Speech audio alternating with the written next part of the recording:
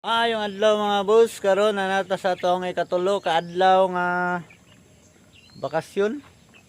So problema ta kay ang atong manok imbis ato nang gialagaan, ato nang gigawa sa iyang kulungan. Problema kay namatay naman ni noon. Namatay ang uban, so kato na isa namatay. So na patay na. Nasa plywood. Namatay ang isa karong adlaw, buntag. Nya gahapon tulo ang patay tong ilubong. So sa 13 nato ka aupat na kan sa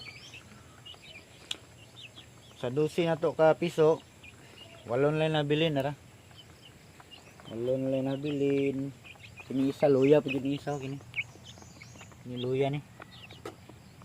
Gahapon na ni di gini mukaon karon mukaon na siya. Ara. So ano lang, pero napatay 5 dito sa balay.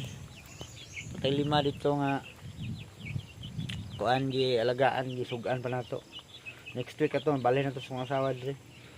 So mo na tong lingaw karon sa 3 days na to nga bakasyon, manok-manok sa ta. Biyaan sa nato ng kuan construction. Nya nagpaabot-abot ta sa mga politiko nga corrupt nga mga mangay. Ano lang makabaway sa itong pamasahe. Idawato na ito ilang kwarta. Nato sila, di na ito sila butuhan. Para tagam na sila. Kay ang importante nga atong butuhan maayong tao. Ingon nga ni Duterte, sabi nga ni Duterte, kuhaan niya na niya ilang kwarta kay atuwa man daw na. Butari ang nasa inyo ang kasing-kasing, so paabot-abot sa mga politiko din yung mga tag. So mo ni ka peaceful nga, ni ka peaceful ang mga baryo diri, lugar. Peaceful tayo. Kanya kung lutid diri tapad ni sa purok, no? Purok na. Ano mong purok diri?